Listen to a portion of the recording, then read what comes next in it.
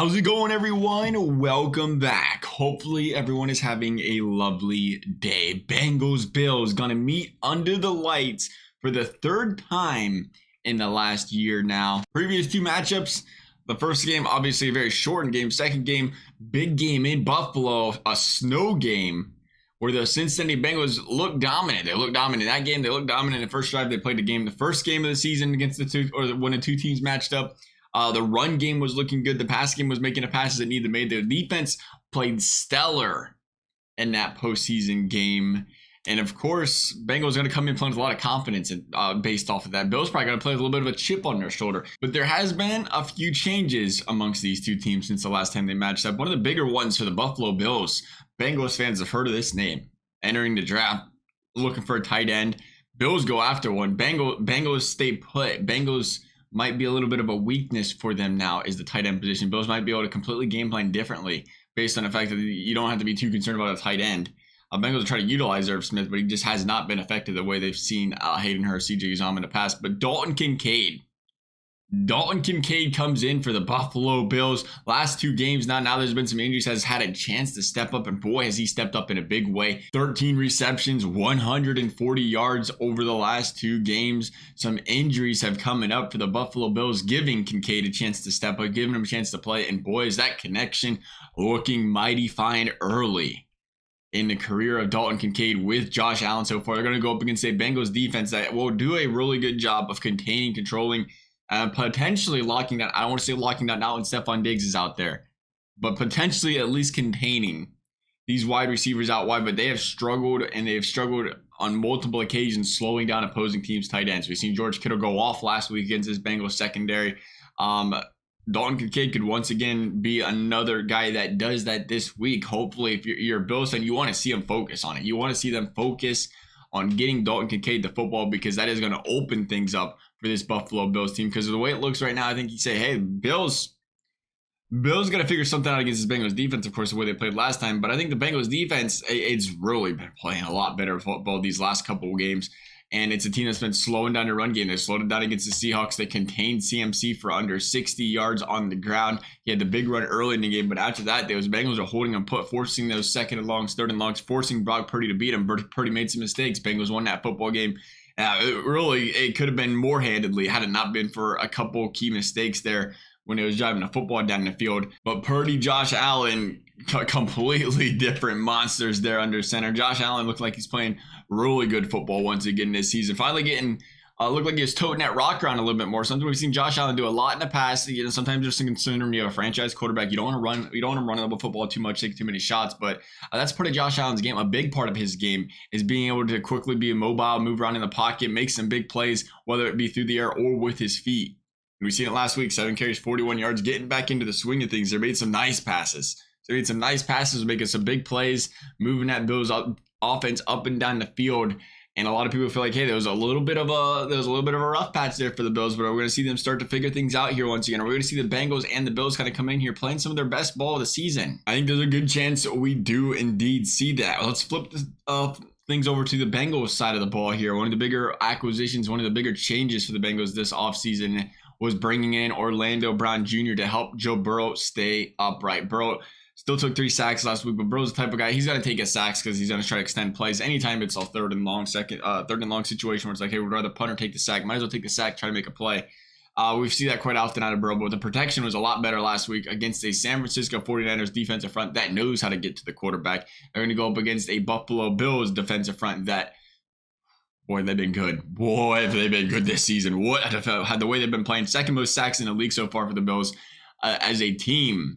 But 3 of these guys up front, Floyd Epinesa, Oliver, 5+ sacks each this season so far. They're going to be a handful. And we brought up again Orlando Brown Jr. How's that acquisition going to be? You're getting some chemistry amongst that offensive line. They had Kappa they brought in last season. They brought in Karras last season.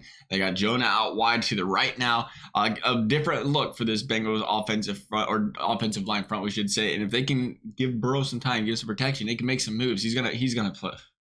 If they can protect Joe Burrow, I think the Bengals have a really, really, really good chance of winning this football game. Burrow's played some of the best ball of the season. He was hurt. He wasn't feeling his best to start the season last week. 4 incompletions on a day. 3 touchdowns on a day. Again, he was making moves on the ground. Had over 40 yards on the ground. It was almost, you want to say it almost looked like he was playing some of the best, not just this season, but almost in his career. The way he was moving around in that pocket, the way he was using his legs to make some plays. I remember this guy came in injury after injury after injury the last 3 seasons. And to see a full and healthy Joe Burrow, we rarely get to see that. When he does, it's a magical play to watch. He went out there. You watched that game last week. To start the game, to set the tone, drops back and breaks like 3 or 4 tackles in the pocket against these big defensive linemen, the 49ers. And when he does stuff like that, you talk about a confidence booster. You talk about boosting up the morale of this team and just guys wanting to play for a quarterback, guys wanting to protect this quarterback. That's the stuff that does it. Chase, obviously, his main man, his go-to. I mean, Chase has seen 12-plus targets on average this season. Teams know it's coming. Teams double cover him game in, game out. We've seen it last week against the 49ers. Double covering Burrow or double covering Chase. And Burrow just throws a perfect, anticipation route pass in there that the defense can't stop. To the side, Chase ran that little out route, came down the side, or came down the middle, ran out. And he can't stop it. Burrow's throwing dime after dime right now. The way he is throwing the football makes him very, very hard to stop. It's dangerous. He's a dangerous man. T. Higgins gets going again, plays a little bit more health. He's a little healthier. Tyler Boyd's been getting involved. It's going to be a tough offense to stop. Joe Mixon was looking, and this is the thing about Joe Mixon. Something about the Bills. We mentioned it last week. Something about Joe Mixon. He'll go into some games and he looks like a top 3 running back in the league. He's spraying, he's elusive, he's quick. He looks like he can't be brought down. He's running off chunk play after chunk play. And then there's games, and we see it often in the Bengals run game, where he just kind of disappears and he's averaging 1 or 2 yards per carry. And it's a real struggle back there. What Joe Mixon do you get in the game?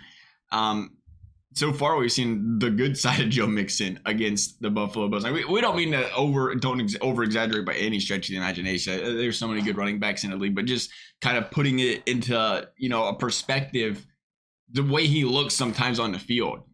If you were to get that out of a full 17-game season, it'd be a scary Bengals football team. But that's kind of what's sprung this team forward. Is last week the run game was going, but more importantly, Joe Burrow, and the run game was going because Joe Burrow was forcing teams to respect the play action, something they have not been able to do all season. We've seen him practice it. We've seen him take more snaps, take more reps in practice with coming under center, dropping back right off the bat last week. Dropped back right off. Didn't hand the football, took the play action, was making plays. That put the 49ers defense in fits. Because that's the one thing that's been missing from this Bengals offense all season is some play action. Teams did not have to respect that pass out from under the center. They weren't doing it. They knew when the pass was coming. It was so much easier to anticipate the run. Brings a whole different dynamic to a football game or a football team. There was talk about the Bengals going all season, not having over 100 rushing yards in 8 games. And when you do that, and you already can anticipate what's coming as a defense, it makes your offense struggle so much more. When you have to respect that run, when you're making plays on the ground, boy, does it make things so much easier. We see it with the Bills right now. James Cook looking like a guy. Looking like a guy back there, averaging 4.8 yards per carry for this Buffalo Bills offense, making a huge difference.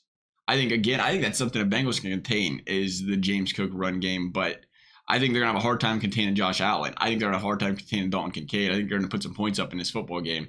But overall, we bet against the Bengals last week. We thought the 49ers were gonna take them Bengals down and maybe dominate. And the Bengals beat them in every facet of the football game last week. And to think the Bengals are going to be hot, to think when the Bengals get on a roll, and it happens year in and year out, around this time of the season, they get hot, they get playing. There's games they're not supposed to win, and they start winning them. When Joe Burrow is completing 28 of 32, look like he can't miss anything. Hey, one of them was a drop pass. 29 of 32, and throwing the drop pass in there, 3 incompletions out of 32. Good luck. Good luck slowing this team down. Good luck betting against them. I think the Bengals are hot right now. I think the Bengals are healthy right now. I think the Bengals win this football game 31-27. Love to hear your guys' thoughts. Thank you guys for watching. We'll see you next time.